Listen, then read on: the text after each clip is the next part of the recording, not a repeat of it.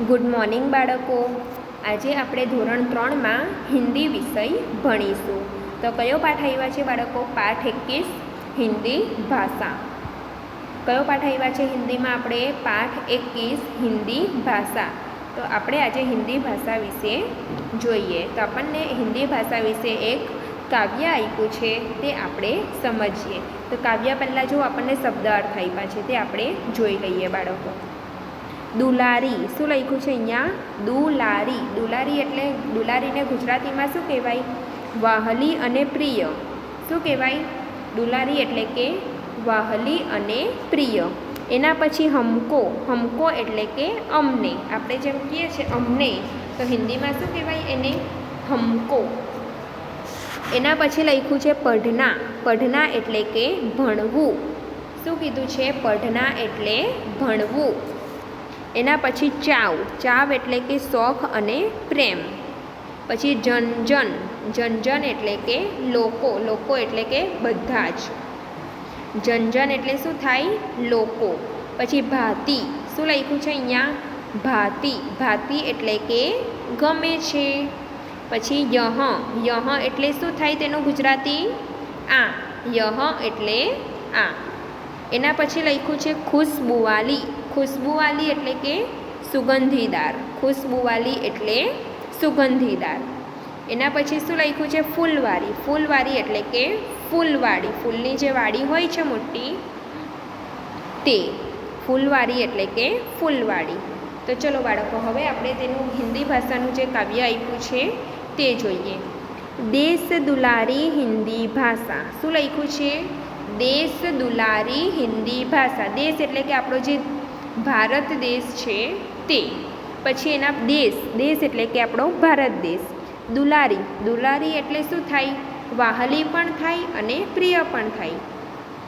તો આપણા દેશની પ્રિય ભાષા હિન્દી છે. કઈ છે આપણા દેશની વાહલી? વાહલી એટલે પ્રિય. વાહલી પણ થાય અને પ્રિય પણ થાય.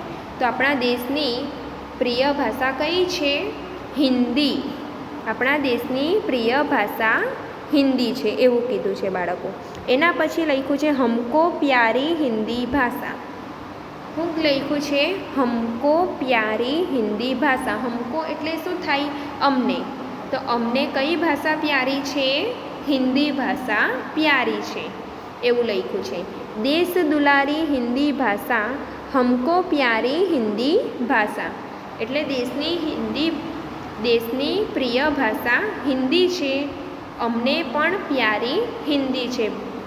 પછી લખ્યું છે પઢતે હે સબ બડે ચાવ સે. શું લખ્યું છે? પઢતે. પઢતે એટલે કે વાંચે પણ થાય અને ભણવું પણ થાય. તો બધા શોખથી આ હિન્દી ભાષાને ભણે છે બાળકો, વાંચે છે. અપનાતે હે પ્રેમ ભાવ સે. તો હિન્દી ભાષાને લોકો પ્રેમ ભાવથી અપનાવે છે. જન જન કો હે હિન્દી ભાતી. જન જન એટલે કે લોકો. લોકો એટલે બધાને. બધાને હિન્દી ભાષા ગમે છે. શું કીધું છે? જન જન કો હે ભાતી. હિન્દી ભાતી એટલે કે લોકોને હિન્દી ભાષા ગમે છે. યહ ભારત કો એક બનાતી. શું કીધું છે? યહ એટલે કે આ ભારતને હિન્દી ભાષા શું બનાવે છે? એક બનાવે છે. યહ ભારત કો એક બનાતી એટલે કે આ ભારતને એક બનાવે છે. સબ ફૂલો કી ખુશ્બુવાલી એટલે સબ. સબ એટલે કે બધા ફૂલો. ફૂલો એટલે કે ફૂલ આવે છે તે. એટલે કે બધા ફૂલોની સુગંધીદાર. ફૂલવારી હે હિન્દી ભાષા. ફૂલવારી એટલે કે ફૂલવાડી. પછી હિન્દી ભાષા એટલે કે હિન્દી ભાષા. તો ચલો બાળકો, આ હિન્દી ભાષા વિશે તમને ખબર પડી ગઈ કે હિન્દી ભાષા આપણી કેટલી પ્રિય છે. તેના વિશે આપણને માહિતી આપેલી છે આ કવિતામાં. તો એકવાર ફરીથી આપણે આ કવિતા વાંચી લઈએ. देश दुलारी हिंदी भाषा हमको प्यारी हिंदी भाषा. पढ़ते हैं सब बड़े चाव से, अपनाते हैं प्रेम भाव से. जन जन को है हिंदी भाती, यह भारत को एक बनाती. सब फूलों की खुशबू वाली फूलवारी है हिंदी भाषा। तो हवे एनी नीचे आपने आयु आज स्वाध्याय आप्યું છે તે જોઈએ बाळको।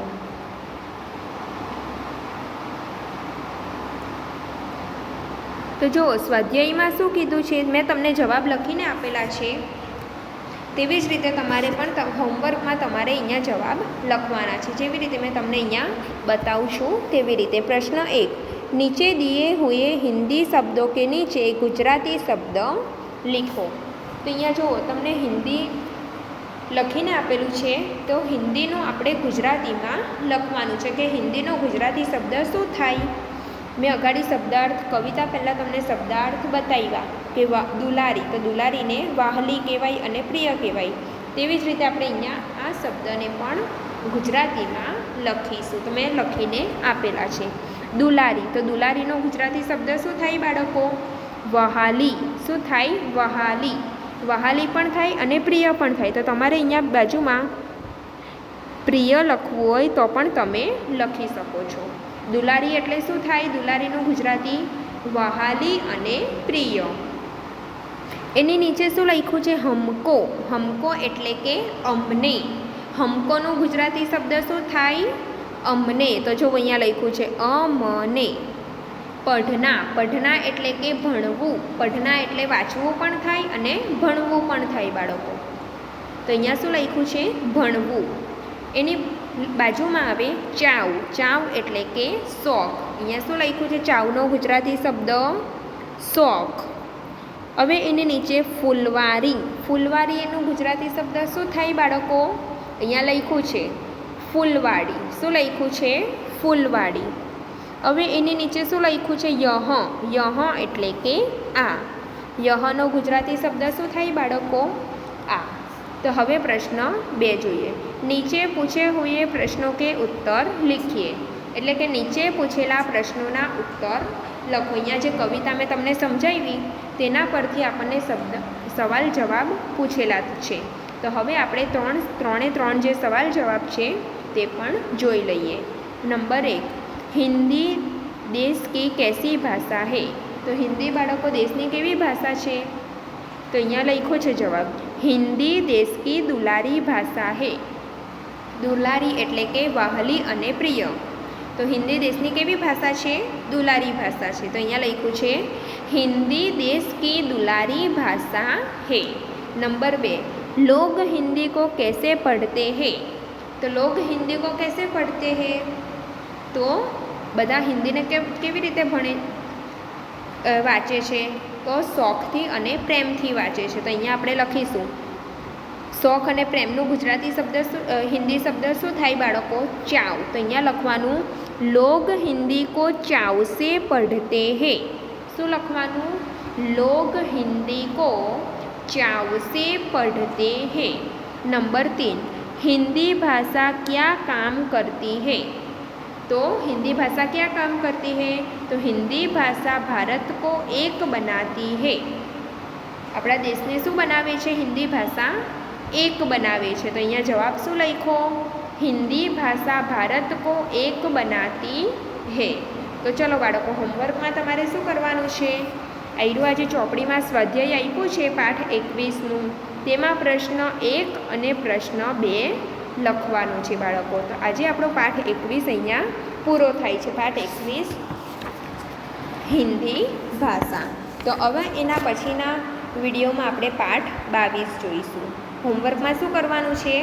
स्वाध्याय में प्रश्न 1 अने प्रश्न 2 आपेलो छे ते तमारे तमारी चोपड़ी में लखवानुं छे। Bye bye.